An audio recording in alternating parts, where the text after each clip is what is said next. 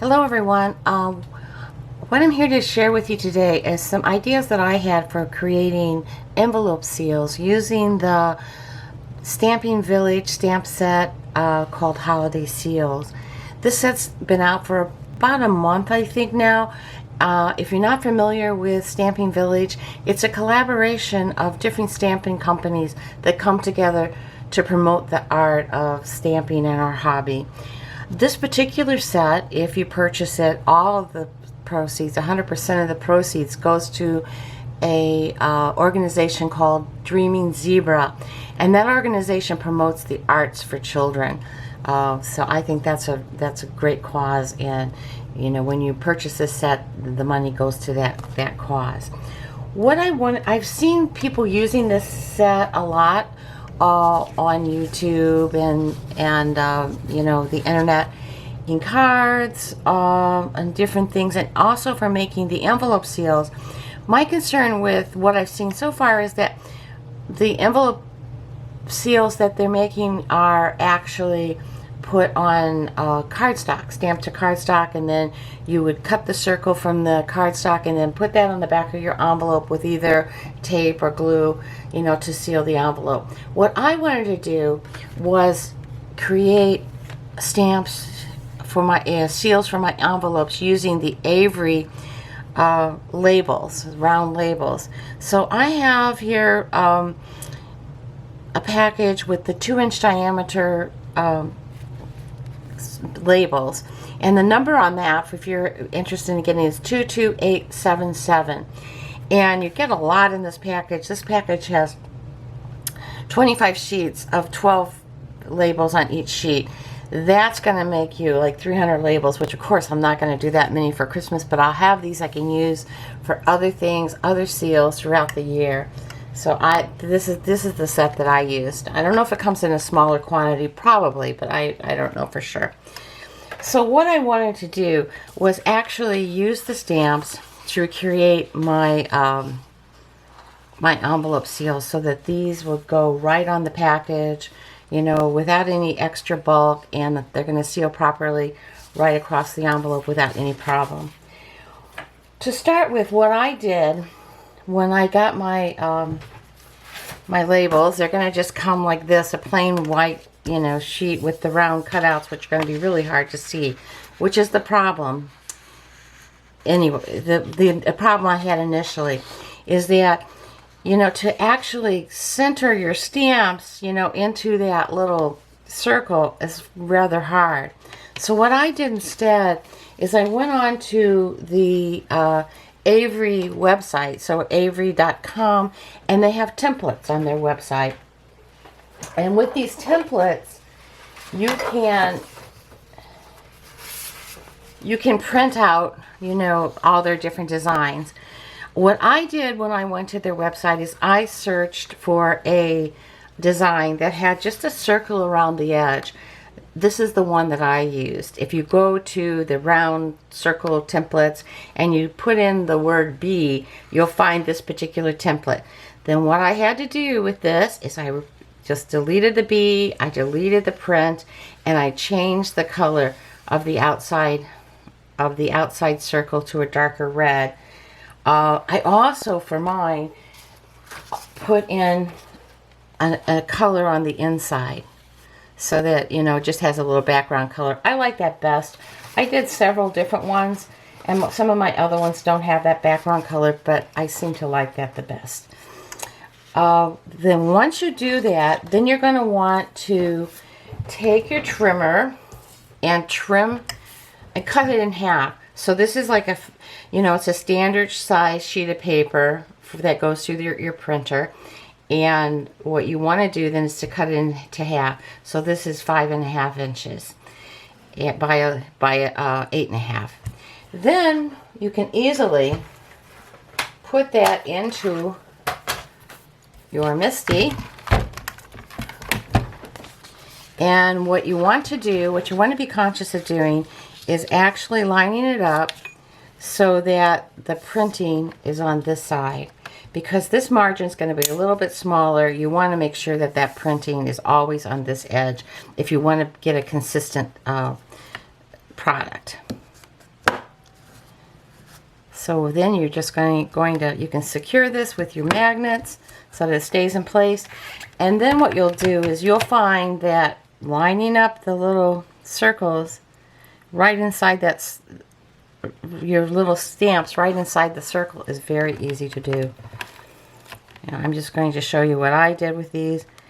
I'm going to go right in to the little circle area and add your stamp.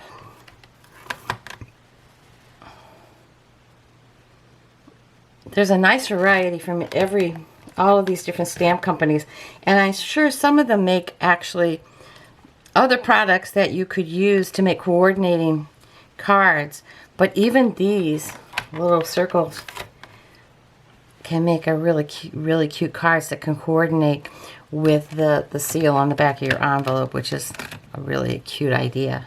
I love this little deer. Okay, so then once you get those all lined up, then all you have to do is close the MISTI, pick up your stamps, and then I'm going to be using my Gina K Amalgam ink. This is the obsidian color, which I use a lot now because it's friendly with all of our coloring mediums. You can use anything. So this is kind of what I've been reaching for lately, is this color. And then all you need to do then, after you have the lined up and inked, give it a good firm. Well, I think I'm going to go over it just a little bit more. I probably didn't get enough ink in a couple of spots. Give it another inking.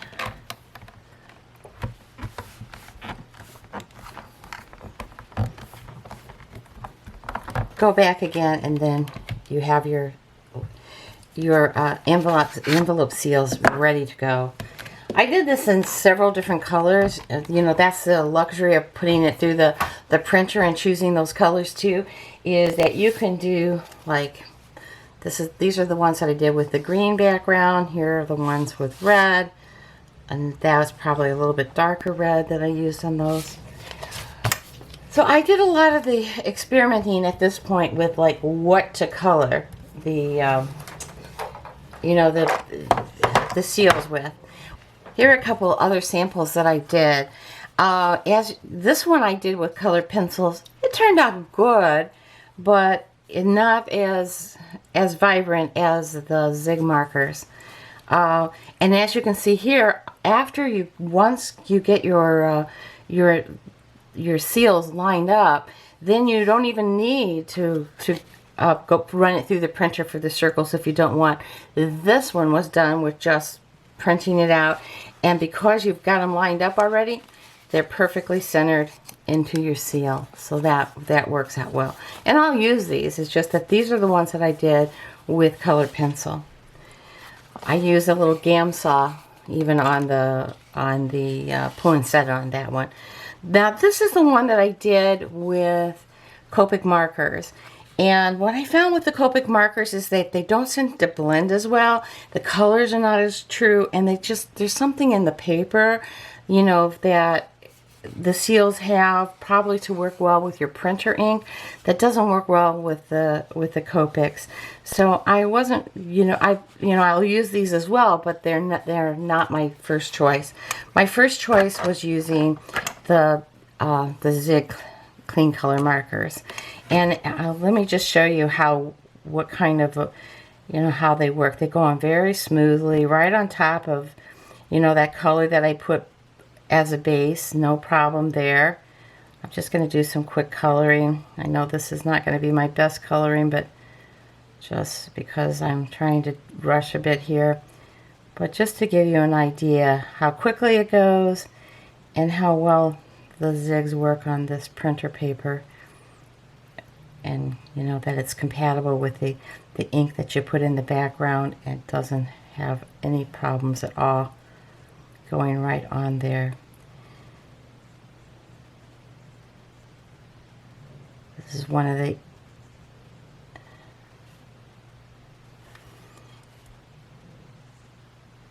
okay, and then if you want it, then I discovered if you want to add some depth and color, all you need to do is go back over with a second coat and actually it darkens up quite a bit so that it gives you some more dimension to your leaves, to the ones that are back behind. You can go right in there and do a second coat right where you would like a little more darkness, and it works really well. So I don't know if you can see that on camera, but it does, you know, darkens up. It gives you like a whole different shade of green. And the color that I use for this one is May Green. I only use about 12 markers for all of my coloring, because these seals just really have very basic images, not a lot of coloring. The one with a little more depth, you know, coloring was probably the poinsettia one, which is one of my favorites actually. But I was able to get a lot of, you know, shading even with these zig markers. Here I think I put it, you could use like a picket fence. I'm just going to use my Signo pencil to put in some white berries there, but you could also use, you know, Nouveau drops or whatever you like. But this, I use my Uniball Signal pen just to add a little bit of white in there. Let me go down and I'll show you. I'm just going to show you a little bit on the poinsettia so you can see how well you can get some blending here. I'm starting out with a light carmine color. So this is the light carmine, and I'm just going to give a basic coat, you know, right on the poinsettia in this one. But the coloring goes really quick. So what you could do is just stamp out a lot of these and then do just the casual coloring with your markers. Like I said, I only used about 12 markers. I'll count them, but not too many, to get a lot of different looks to my stamps without a lot of effort. But I think it's going to add a lot to my my envelopes this Christmas. So that's the light carmine, and then this is just the carmine. So if you take that, and then you can just go into the areas where you want a little darkness with the leaves that are back behind here, a little more into those little areas there. Then just go back again with the light carmine, and you could just go right over and just spread that color out, and it gives you a lot of dimension with just a little bit of ink. And then for the center, I color over a little bit, but you could put in the yellow right there in the center. Probably leave more space than I did. I was doing a rush job there. And then again with the leaves, what I did, same thing as before, one color, just went in with this color, and where I want it darker, I would go back and do just another coat of the ink right into those areas.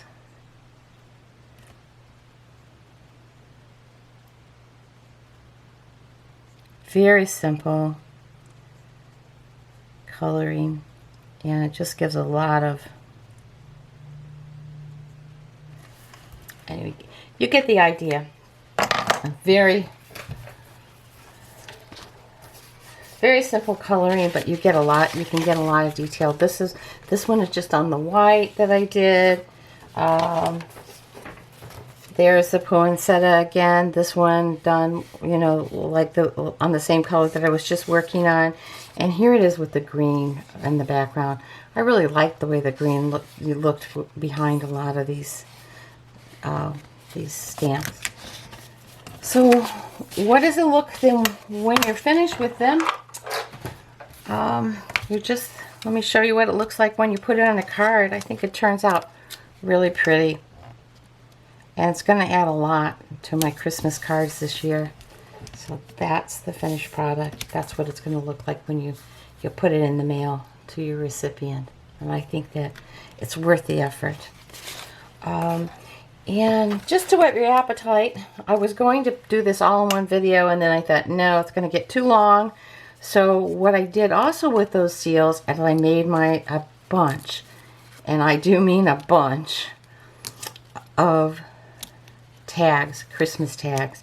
These are really simple to do too, and I'm going to just come back with a part 2 on this to show you, you know, how I did these.